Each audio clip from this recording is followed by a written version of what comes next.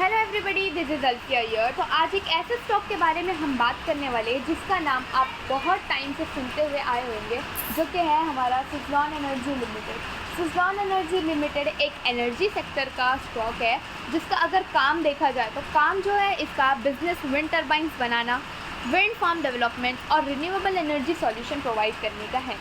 ये अलग अलग तरीके का विंड प्रोजेक्ट अडॉप्ट करती है, उस पर काम करती है और अपने बिजनेस को आगे बढ़ाने का सोच रही है। काफ़ी टाइम से सुज़लॉन एनर्जी जो है रुक गया था, उसके प्रॉफिट्स डिक्लाइन हो गए थे, उसकी बोरोविंग्स बढ़ गई थी। बट नाउ 2025 में सुज़लॉन एनर्जी ने काफ़ी अच्छा कमबैक करने का ट्राई किया है। तो अभी हम लोग देखने वाले कि उसके फंडामेंटल्स क्या है, जिससे हमको ये क्लियर हो रहा है कि हाँ वो कमबैक कर रहा है। तो मार्केट का कैपिटलाइजेशन की बात करें तो 80,523 करोड़ की कंपनी है, जिसका करंट प्राइस अभी लगभग 60 रुपये चल रहा है, 59 चल रहा है, बट पकड़ के चलते हैं कि 60 चल रहा है। हर साल कंपनी के फंडामेंटल्स में EPS, sales, net profit, operating profit margin, हर चीज़ें बढ़ती हुई नज़र आई है। कंपनी के जो डेप्थ थे उन पर कंपनी ने काफ़ी ज़्यादा अच्छा कंट्रोल किया है।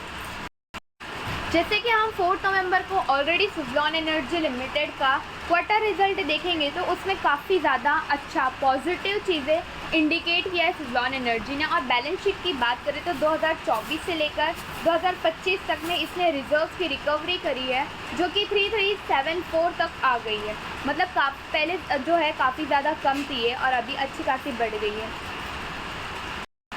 जैसे कि मैंने आपको अभी बताया कि बोरोविंग्स पर कंपनी ने अच्छा खासा कंट्रोल किया है, बट टोटल लायबिलिटीज़ उसके ऊपर ज़्यादा है अभी भी, लेकिन स्टिल कंपनी ने उसको इतने अच्छे तरीके से मैनेज करके रखा है कि वो लायबिलिटी जो है, वो लायबिलिटी का जो पैसे हैं, जो भी उनकी चीज़ें हैं, वो बहुत अच्छे तरीके से मैनेज करके रखा है।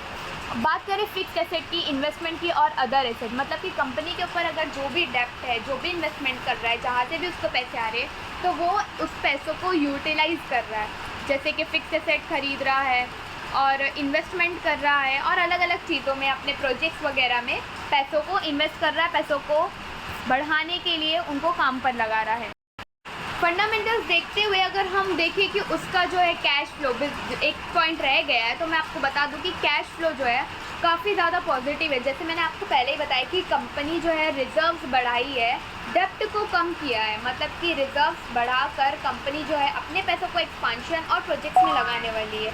तो देखते हैं कि प्रोजेक्ट्स क्या है जिनमें कंपनी पैसे लगा रही है। तो आंध्र प्रदेश में इसका एक ऑनगोइंग प्रोजेक्ट चालू है कुरनूल में, जो कि 170 मेगावाट का विंड प्रोजेक्ट है। एमपेन एनर्जी के साथ इसने 54 एडवांस टर्बाइन लगा रही है, मतलब कि 54 एडवांस टर्बाइन जो है इन लोग आंध्र प्रदेश कुरनूल में 170 मेगावाट का लगा रहे हैं, जिसमें एक और कंपनी इसके साथ ऐड है, एमपेन एनर्जी करके। अदर प्रोजेक्ट की बात करें तो जिंदल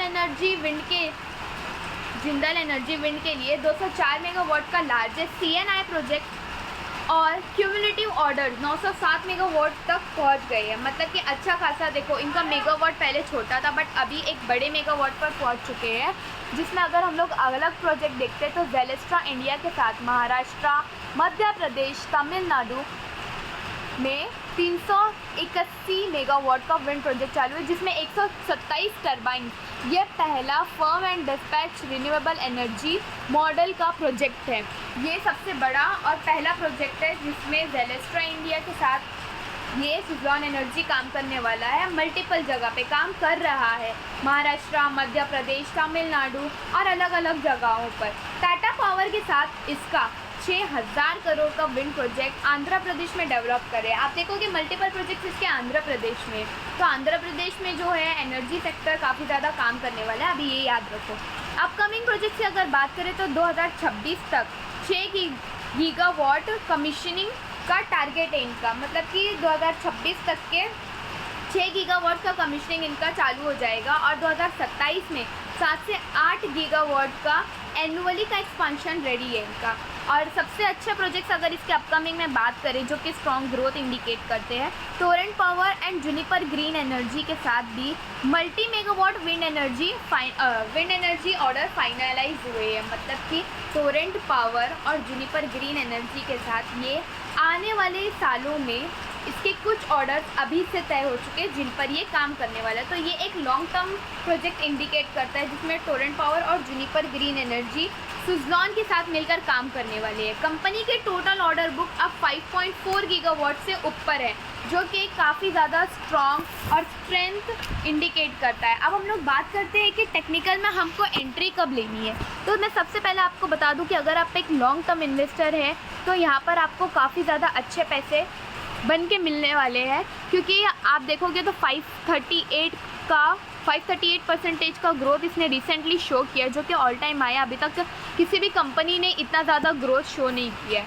तो लॉन्ग टर्म के लिए सबसे सेफ एंट्री आपकी रहेगी 55 to 60 की रेंज में। जैसे आप देख सकते हैं अभी 55 to 60 की रेंज जो है वो तोड़ने में ही आ चुका है, और मेजर सपोर्ट यही है।